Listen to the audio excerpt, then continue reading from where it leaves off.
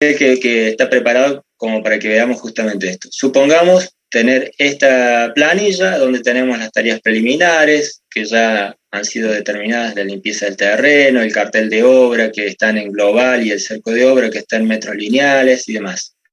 La excavación para fundaciones la vamos a medir en metros cúbicos y yo voy a borrar esto.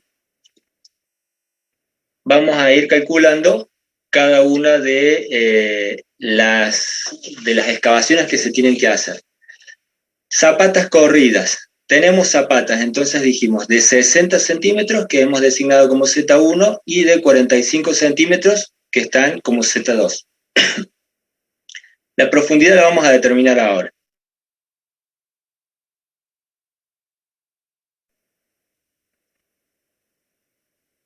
Bueno, ahí están viendo ahora el plano. Sí. Perfecto. Bueno, entonces tenemos el detalle de la zapata acá. Este es el piso terminado interior, este es el fondo de zapata. En este detalle se ve un poco mejor todavía, tenemos el fondo de zapata ubicado a menos 0,55 respecto al nivel 0.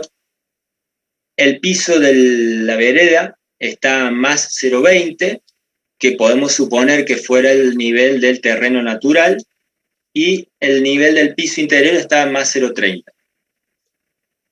Podemos ver la zapata, y acá tenemos la mampostería de fundación. En este sector la mampostería de fundación está encerrada por la capa aisladora tipo cajón, y a partir de ahí tenemos un muro con aislación, un muro de ladrillo cerámico y ladrillo común hacia el lado de afuera, con terminación a la vista. Bueno, entonces, cuando vamos a hacer la excavación, para hacer la zapata, lo que vamos a hacer es cavar, a ver si me permite, vamos a cavar el pozo desde el terreno natural, que va a ser este nivel, siguiendo la pared de esta línea hasta el fondo del pozo y continuando perdón, con la otra línea. Ahora hay un pequeño detalle acá, que además de los 0,55 tenemos que hacer una carpeta de hormigón pobre, que van a ser 5 centímetros más. Entonces, supongamos que este 0,20 es el nivel del terreno natural. Para llegar al fondo de las zapatas tenemos que bajar a menos 0,55, es decir, la diferencia entre el nivel este y el nivel este nos da 75 centímetros, ¿sí? Porque de más 0,20 tengo que bajar a 0 y de ahí bajar 55 centímetros más, me quedan 75 centímetros. A su vez le tengo que sumar los 5 centímetros de la carpeta de hormigón pobre, el hormigón que impide que la armadura quede en contacto con el suelo. Entonces voy a tener, habíamos dicho, 75 más 5, 80. 0,80, perfecto. 0,80. Bien, ahora lo que tendría que hacer es determinar, o sea, ya tengo el ancho, tengo la altura, que voy a adoptar la misma altura para todos. La superficie, ya está indicada la fórmula acá, es simplemente el ancho por la altura, pero como estamos trabajando en movimiento de suelos y la unidad de medida son metros cúbicos, entonces tenemos que determinar cuál es el largo. El largo lo vamos a ir determinando de la siguiente forma, o sea, se puede hacer de muchas maneras. A mí me resultó más práctico considerar estos tramos horizontales como que fueran enteros, es decir, que van a tener 9,80 metros de largo. Y después, los tramos verticales los vamos a considerar a los tramos que están contenidos entre estos. Porque, o sea, ¿por qué no considerar desde afuera a afuera? Porque estaríamos duplicando un volumen a excavar. Es decir, nosotros ya calculamos todo este ancho de excavación.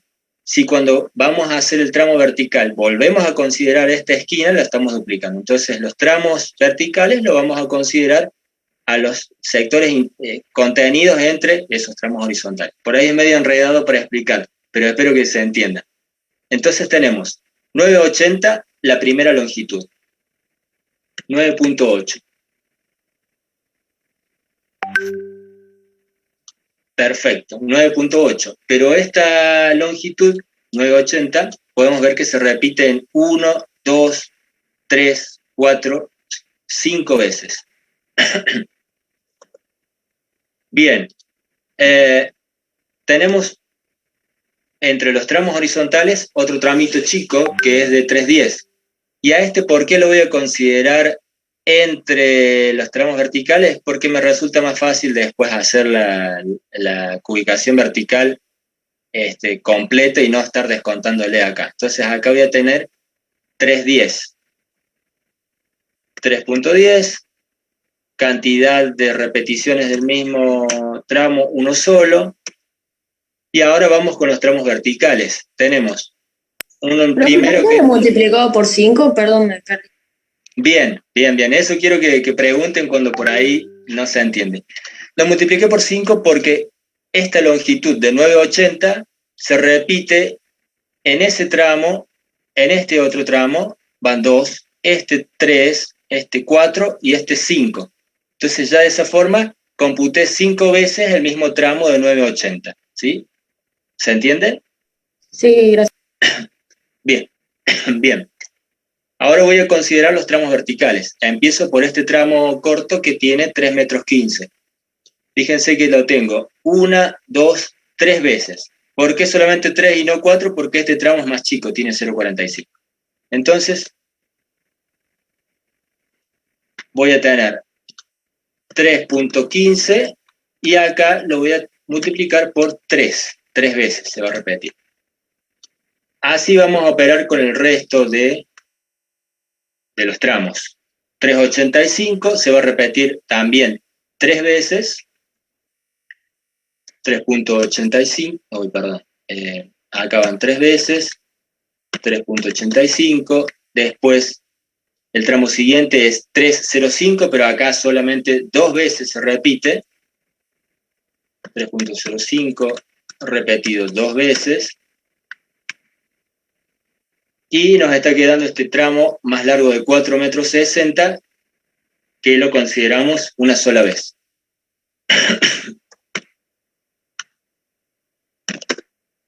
Previamente ya estaba calculada aplicada la fórmula.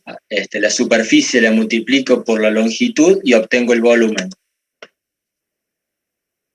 Para cantidades parciales, tengo que el volumen multiplicado por la cantidad de repeticiones del mismo tramo o de la misma forma de zapata, me da el volumen de 23,52.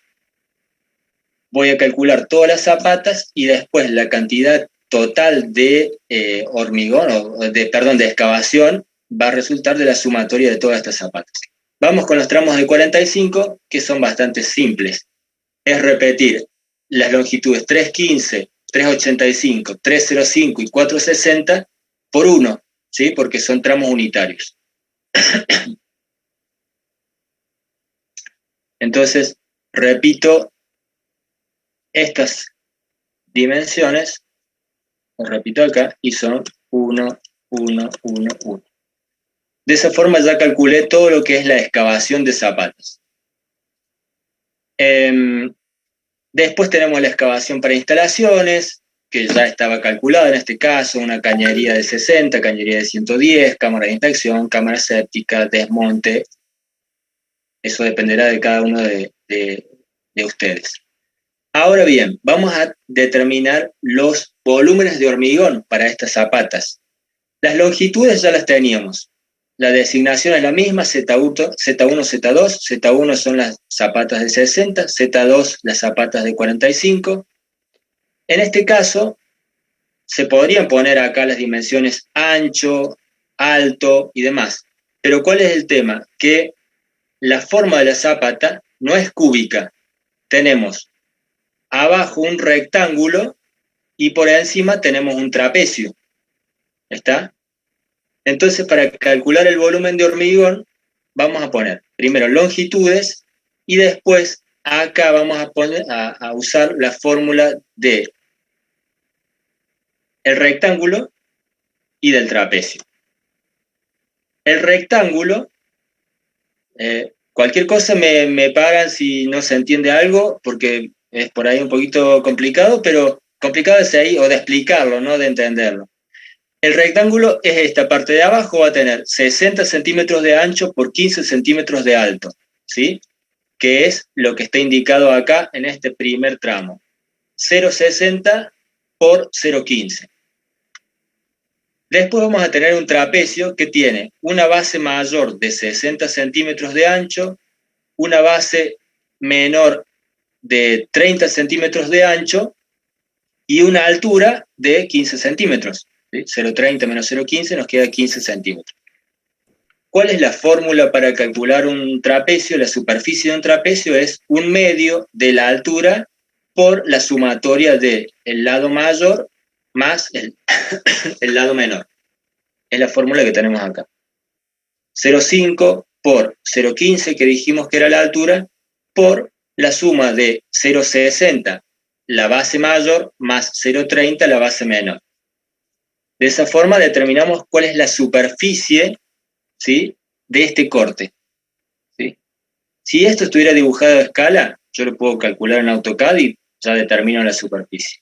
Pero lo vamos a hacer como corresponde, no está dibujado en escala, o por ahí contamos con los planos en papel y no tenemos forma, lo hacemos de esa forma. Separamos dos, o lo dividimos en dos figuras geométricas que podemos determinar la superficie, y de esa forma lo vamos a colocar acá en el Excel. Entonces vamos a tener que todas las zapatas de 60... Sí. ¿Se le puede restar, en todo caso, hacer todo el rectángulo y restarle los dos triángulos? También se podría hacer eso. Sí, también es totalmente válido. Cualquiera de las opciones es válida. Vos decís hacer un rectángulo con esta dimensión. A ver si me toma. Bueno, es un aproximado. Y restarle los dos triángulos también es válido. Restarías dos triángulos de 15 centímetros de alto por, bueno, habría que sacar la diferencia, va a ser de 15 centímetros de ancho. Fíjense que está mal dibujado porque acá tiene, si estos son 15, ahí están representados de una forma alargada los otros 15 centímetros. Por eso queda a criterio de cada uno de los computistas, o cada uno de los calculistas. En ese sentido no hay problema. Lo importante sí, por ahí es utilizar una columna más de observaciones y poner una acotación de cómo se realizó ese cálculo. En el caso mío, yo pondría esta fórmula y diría, la superficie de la zapata se calculó como un trapecio sumado a un rectángulo. Bien, entonces el volumen lo vamos a tener como la multiplicación de la longitud por la superficie de esa zapata que consideramos recién. Multiplicado por la cantidad de veces que se repite esa misma zapata, vamos a tener las cantidades parciales, o sea, los metros cúbicos parciales de esta zapata. Van a ser 309. Del mismo modo, si lo calculamos para la zapata de 45, vamos a tener en la parte rectángulo es 0,45 por 0,15. Perdón, lo vemos acá. Esta es la zapata para el muro medianero. Tenemos 0,45 de base, 0,15 para el zócalo o la parte de abajo de la zapata, y 0,30 es la altura total. 0,25 es el ancho en este caso, y si tenemos el trapecio nuevamente, la base menor va a ser 0,25. Entonces, para calcular el volumen, lo divido. Podemos hacer como decía recién el compañero, o si no, dividirlo en un rectángulo y un trapecio. Ahí tengo el rectángulo, cuya base es 45 y el alto es 15, que es lo que está indicado acá, 45 por 15. Y después, el trapecio va a tener un lado mayor de 45, un lado menor de 25 y una altura de 15 centímetros. Aplicando la fórmula, empleando esta fórmula, tenemos 0,5, o sea, un medio de la altura 0,15 por la suma de las dos superficies, bases, base mayor y base menor. De esa forma, tengo esta superficie y lo mismo, el volumen va a ser la longitud por Profe. la superficie. Sí, Una consulta. sí. ¿Se tiene en cuenta el hormigón pobre también para el cálculo de volumen, de la cantidad? Buena pregunta. Acá estamos, fíjate que estamos calculando, dice hormigón armado. Punto 3.1, hormigón armado. Entonces acá vamos a calcular solamente el hormigón armado. Fíjate que más abajo, acá tengo punto 3.2, hormigón sin armar, para base de bien. cañerías, y acá el último punto es hormigón de limpieza, ¿sí? Eso va por Perfecto. separado. Bien, profe. Muchas gracias. Bueno, básicamente con esto quería hacerles un pequeño ejemplo como para que vieran cómo podemos ir armando. Esta es una planilla bastante básica, ustedes la arman de acuerdo a cómo les resulte más cómodo, y vamos obteniendo acá cantidades parciales y cantidades totales, que es lo que realmente importa, son estas cantidades totales con las que después vamos a ir trabajando. O sea, acá vamos a saber que tenemos 14,26 metros cúbicos de hormigón para zapatas corridas. De esa forma ya podemos saber, supongamos que estas zapatas fueran con un H13 y que el resto de la estructura se trabaje con un H21, entonces sabemos que tenemos que prever tener 15 metros cúbicos de hormigón H13 para poder hacer las zapatas. De esa misma manera, vamos a continuar con el resto de la estructura y con el resto de los ítems de obra. O sea, después de las estructuras tendríamos las mamposterías, la superficie de cubierta y todo lo demás. No sé si tienen alguna duda, alguna consulta o algo para aportar.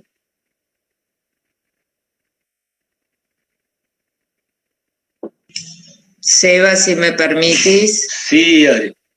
Acá en este caso particular, si ustedes se fijan, tienen apenas 2 zapatas. Si volvemos a la planilla, a la parte donde tienen Z1 y Z2. En el mismo cómputo. Acá.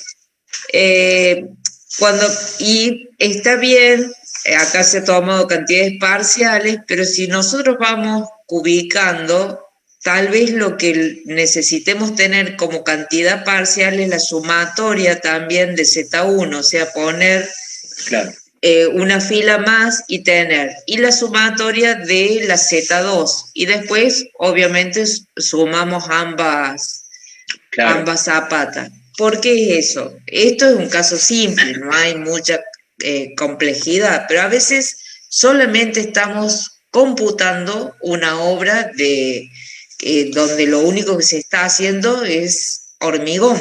Entonces, y hay mucha variedad de fundaciones. Por ahí, si queremos después volver y hacer una verificación, si solamente tenemos la cantidad total, como en este caso, ahora Seba se lo está poniendo para que justamente ustedes lo vean, por ahí no sabemos en cuál de las dos hemos cometido el error, en más o en menos. Entonces, tenerlo así como lo tienen ahora, como se lo ha puesto Seba, es la mejor opción. ¿Por qué? Porque eso nos permite hacer un chequeo rápido y verificar si este volumen está bien calculado o está mal calculado, o hay que hacer un ajuste de último momento, porque después puede hacer que se haga una modificación de los planos, una pequeña modificación. Esa zapata que tenía 60 se la lleve a 55, por el motivo que sea. Entonces ustedes es mucho más fácil siempre manejarse, mientras más prolijo sean con esta planilla y cuanto más específicos sean, mejor para ustedes, porque les permite chequear rápidamente en el caso que tengan que hacer o una modificación o en el caso que hayan cometido algún error, que puede pasar. O, por ejemplo, que a último momento se cambie la estructura en este caso no estamos calculando la armadura, pero la armadura, entonces, bueno, ahí vamos, tocamos ahí y los queda mucho más prolijo. ¿Se entiende eso? Sí, profe. Sí, profe. Perfecto. Sí, bueno. Perfecto. Es así porque sí, cuanto más detallado lo tengamos, pensemos que por ahí también hoy estamos haciendo el cómputo nosotros y el día de mañana lo tiene que seguir otra persona y también cuanto más explicado esté, mejor para hacer un seguimiento de ese cómputo. Bueno, Adri, eso es básicamente lo que tenía preparado como para que los chicos fueran entendiendo la parte de cómputo. Si tienen dudas, y si no, bueno... Perfecto, Seba, yo creo que ha estado muy claro, no sé el resto, queremos escucharlos a ustedes porque la idea justamente es presentarles no solamente las planillas, sino que vayan viendo algún pequeño ejemplo para justamente ustedes avanzar un poquito y van viendo este tema y bueno, a ver qué dificultades tienen. Sobre todo si querés volver a la presentación que hiciste, sí. Seba, el tema de los ejes es fundamental, chicos. O sea, el barrido sobre los ejes, tal cual se los mostró Sebastián, en planta y en altura, es importante trabajarlo. Y por ahí tenemos un solo tipo de mampuesto, que puede ser un ladrillo.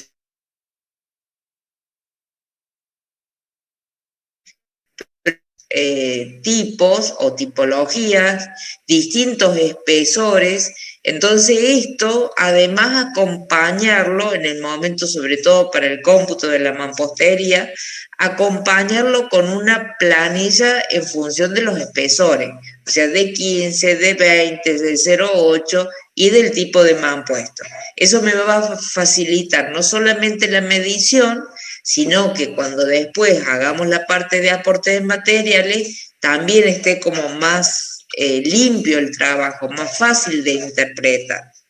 Todo esto es herramientas que ustedes van a tener, obviamente no se va a poder ver todo lo que implica un cómputo métrico, pero al tener que realizarlo ustedes para la obra en cuestión que han traído, eso a medida que vayan avanzando se van a ir dando cuenta de cómo se realiza. No sé, ¿alguna pregunta, algo que quieran consultar? Profe, una pregunta. Nosotros tenemos todos tabiques de Durlock, sería de yeso. También se hace esto de los ejes, ¿verdad? Por supuesto. Lo que pasa es que eso los tenés como tabique interior. O sea, no vas a tener tabique exterior, supongo que debe ser algún tipo de mampuesto, cerámico o ladrillo común. Sí, es solamente interior. Bien, bueno, estas planillitas que les mostraba Seba también es muy importante trabajar con el tipo de detalles, sobre todo ahora que ustedes comienzan con este tipo de medición, es muy importante empezar a trabajar con los detalles, o sea, que ustedes lo visualicen. No siempre se puede visualizar, o sea, entonces, si no lo... Sí, Seba. No, comentarte, en este planillo se puede ver, por ejemplo, que están discriminadas lo que es superficie de mampostería para un espesor de 20 y un espesor de 30, según cada uno de los casos. Perfecto, y superficie de tabique. Así, sí, perfecto. Eso es lo ideal, o sea, que ustedes lo tengan por espesor también de muro. Y pues, lo pueden dividir si también quieren, porque les va a facilitar la tarea por tipo de elemento. O sea, si ya sabemos que vamos a tener tabiques y esos son placas de yeso, bueno, ponemos tabique de yeso. Si además tenemos tabique de mampostería común, o sea, ponemos tabique de mampostería. O sea, podemos poner tantas columnas como sean necesarias. Dependerá qué estamos computando, la calidad que queremos darle a ese cómputo, la precisión en la medición, y dependerá también de la experiencia del computista, que es muy importante. Parece una tarea, es una tarea muy simple, muy sencilla, bastante rutinaria, pero al principio puede ser compleja de llevar a cabo. Bien, profe, y otra consulta. Nosotros tenemos losas casetonadas y a la hora de realizar el cómputo, ¿tendríamos que poner los bloques de poliestireno expandido? No, eso lo van a hacer en aporte de material. Sí tienen que tomar un tramo para ver qué profundidad le van a dar al nervio de la losa y sacarlo con el nervio incluido, si no les va a faltar. Si solamente sacan la parte de la capa de compresión, les van a faltar los nervios.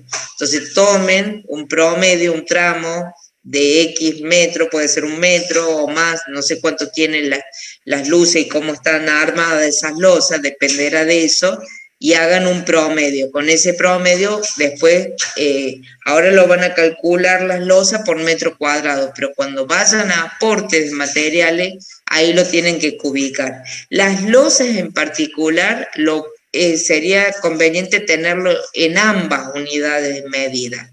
Metro cuadrado, porque seguramente así se va a pagar la mano de obra o parte de la mano de obra, y metros cúbicos para todo lo que es aporte de materiales. Eso en todo caso después lo vamos a reforzar un poquito, pero tener las 2 unidades de medida es lo ideal.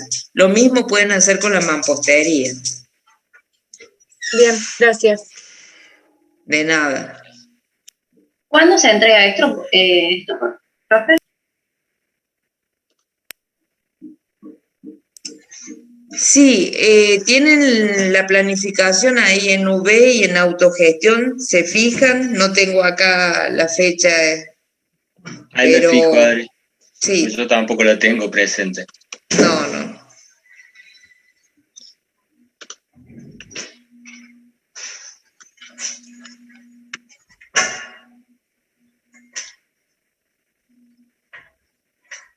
Falta todavía, no es... El 21 de mayo, dice profe. Claro, bueno, no le falta tanto. Yo les voy a subir mañana el trabajo práctico con todo lo que incluye, porque no creo que no está todavía subido. Lo hemos hablado, pero no está subido en autogestión. Profe dice Bien. 21 y 28 de mayo. Sí, porque van a presentar en forma grupal, se les va a hacer preguntas, o sea, vamos a tener 2 viernes, posiblemente vamos a ver cómo los organizamos con Sebastián para hacerlo o en forma conjunta o en forma individual, pero la idea es que ustedes muestren el trabajo y hacerle unas preguntas sobre el trabajo en forma individual, así se llevan una nota individual. Si bien es un trabajo grupal, para que tengan una nota individual, para que trabajen todos en síntesis. Profe, ¿le puedo hacer ahora la consulta esta de la planilla de locales? Sí, si me permitís, cerramos la clase, si no hay más consultas de parte de ustedes, chicos. No sé, Sebastián, si vos querés agregar algo más. No, sí, consultarles si a los chicos que están conmigo, si tienen alguna duda y quieren, podemos armar ahora un ratito una clase de consulta, y si no, bueno, nos mantenemos en contacto. Profe, de mi parte sí, ¿nos podría pasar un link? Utilicemos el mismo de la vez pasada, con el que nos conectamos la vez pasada. Ahí se lo subo, gracias, por el WhatsApp. Listo, Adri, nada más entonces. Bueno, los quedamos en consulta con los grupos, profe, que sean necesarios. Nosotros tenemos con el profe Seba, no sé si quiere que nos quedemos con usted o vamos con... Es lo mismo, pero si lo tienen ya como profesor a cargo, vaya con el profe, ahí les va a subir el link para que se unan ahora con él. De los grupos que tengo a cargo, ¿hay alguno acá que quiera hacer consulta? De nada, Matías. Sí, profe, grupo 4. Adri, bueno, yo te dejo. Bueno, Seba, dale, muchísimas gracias. Dale, por favor. Después te llamo. Hablamos después. Dale. Muchas gracias. Chao, chicos, adiós. Hasta luego.